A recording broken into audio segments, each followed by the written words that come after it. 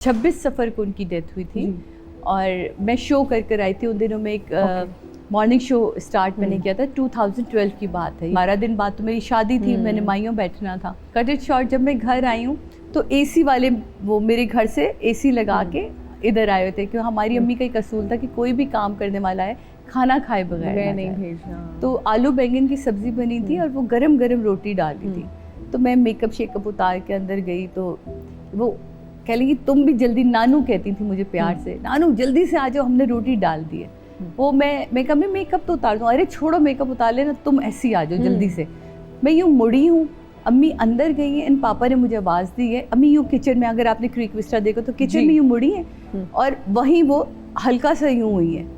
और मुझे ना उससे पहले, वो एक रात पहले मुझे बड़े गौर से देखे जा रही थी। तो मैंने कहा अम्मी क्या देख रही? कह रही पता नहीं, बस हम नहीं रह पाएंगे तुम्हारे बगैर, हम नहीं रह पाएंगे बेटा, तुम्हें रुखसत नहीं कर पाएंगे। वो गिरी हैं बिल्कुल मेरे हाथ पे, मैं उनको पकड़ के लेकर आई हूँ, सोफे पे लिटाया है एंड उनको किया है। और उसके बाद उन्होंने पापा की तरफ देखा और उन्होंने कहा नादे ली पड़ी है और सलाम किया मौला को और उन्होंने कहा हमारा वक्त आ गया करीब, हम जा रहे, हमारे आका लेने आ गए। और मेरे सर मुँह पे हाथ रखे कहा हम तुमसे बहुत राज़ी हैं और हमें माफ़ कर दे। एजी कहती थी हमारे पापा को और वो डियर कहते थे। एंड शी डाइड खुली आंखों के साथ। एंड सडनली हुआ था ये सब कुछ। मेरी आईसाइट उस दिन ऐसी हो गई थी कि मुझे कुछ नहीं दिख रहा था। वो शौक था मेरे लिए ऐसा, मैं अपनी वालदा को रो ही नहीं सकी कभी। मैं बाकायदा ब्लाइंड हो गई थी, बाकायदा मुझे कुछ नहीं दिखा। मैंने अम्मी का लास्ट चेहरा नहीं देखा, मुझे अम्मी याद नहीं कि कफन में अम्मी कैसी लग रही थी।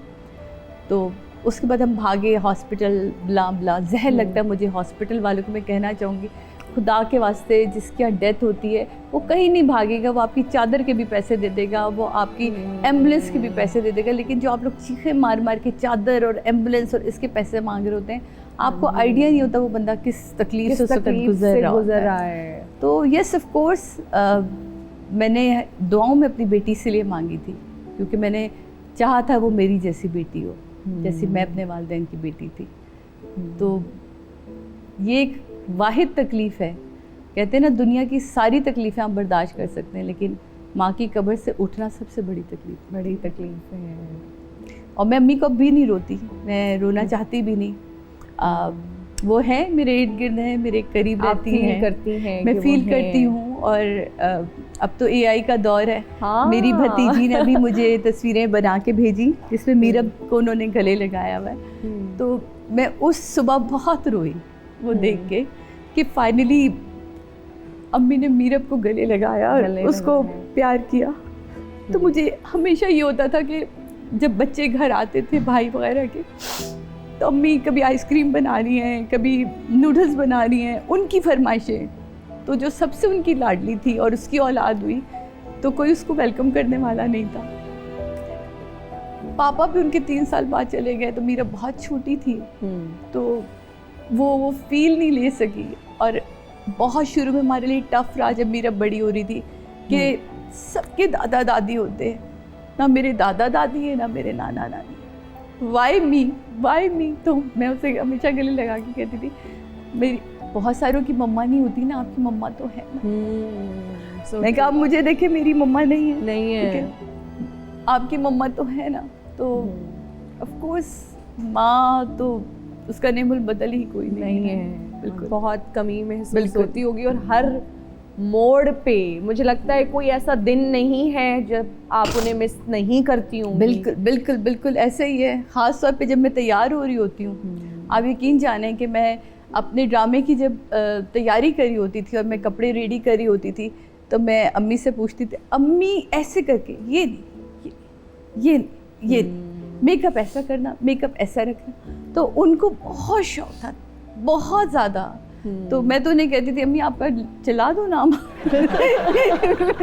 वॉर्डरोब में आपका नाम चलवा देती हूँ। मेरी अम्मी मेरे साथ वो मॉर्निंग शोज़ में भी शुरू में जब शाइस्ता ने किया या निदा ने किया, जब बिल्कुल स्टार्टिंग में, तो बहुत बर्जस्ता, आपको पता है माओं को तो कोई स्क्रिप्ट, जैसे बच्चों को कोई स्क्रिप्ट नहीं दे सकता या वो सोच समझ के नहीं बोलते। बिल्कुल। तो अम्मियाँ होती हैं, तो वो अम्मी के बड़े अच्छे अच्छे कुछ क्लिप्स होते हैं, मोमेंट्स हैं जो याद आते हैं कि वो उन्होंने टीवी पे मुझे मारा है। really? शाइस्ता के शो में कह रही है हम कोफ्ते बना के तुम्हें भेजेंगे। शाइस्ता, तो मैं कहाँ भेजेंगी, तो मुझे टिका दिया और कहती हमने कह दिया तो हम बना के भेजेंगे। जिंदगी में मुश्किल लम्हा कौन सा था, जब जो मुश्किल लगा, जिसको गुजारना मुश्किल था और आपने दुआ मांगी कि बस ये वक्त गुजर जाए? अम्मी के जनाजे का वक्त, बस गुजर जाए। अब कोई आके मुझसे ये ना कहे कि बेटा अफसोस हो। अब कोई मेरे कंधे पे हाथ रख के ना करे रो क्यों नहीं रही हो, अरे ये तो रो ही नहीं रही है। वो वक्त था कि बस मुझे था कि बस अब ये गुजर जाइए लम्हा ये। और मेरे भाई ने जिस वक्त आके कब्रिस्तान से ये कहा कि मुझे माफ़ कर देना, ये वो काम था जो तुम्हें करना चाहिए था और ये मैं कर आया। अब वो ये बातें मैं सोचती हूँ तो वो सबसे मुश्किल पल थी। उसके बाद कुछ भी मुश्किल ही नहीं लगी। कुछ मुश्किल नहीं। सादिया जी, आप शायरा भी हैं और आपने इतने खूबसूरत कुछ अब तो कहते थी नहीं, अब तो मैंने लिखे हुए भी बड़ा टाइम हो गया। तुझे देख देख सोना जी, जिंदगी ये सफर में है, इतने खूबसूरत गीत। आजकल अभी नहीं दिल करता कि कुछ लिखूं, अब लिखा नहीं जाता। क्या वजह है? आई डोंट नो, शायद चीज़ें बहुत बदल गई हैं।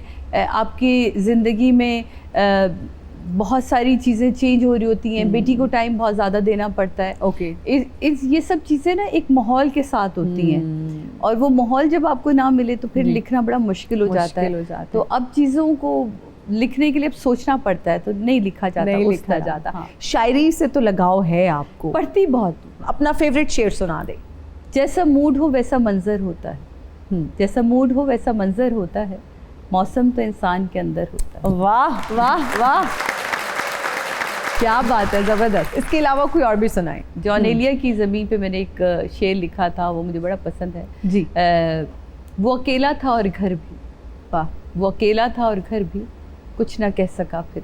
अदायगी इतनी ज़बरदस्त है, प्रोनंसिएशन, अहले ज़बान जो है ना वो इस तरह की उनकी अदायगी। हम अहले ज़बानी हैं, अब्बा इलाहाबाद से हैं, अम्मा लखनऊ से हैं और इसका सारा क्रेडिट मेरे मरहूम फुप्पा सैयद हैदर अली को जाता है, अली हैदर साहब को, क्योंकि उनका एक इदारा था दायरा नौ बनाओ जी, और वो आज़ाद कश्मीर में हेड कर रहे थे एक बैंक को। फुप्पा ने सारी ज़िंदगी हमारी स्पीचेस को लेके, हमारी शायरी को लेके, मतलब वो एक अच्छी बात पे भी ना भाई ये इनाम हो गया।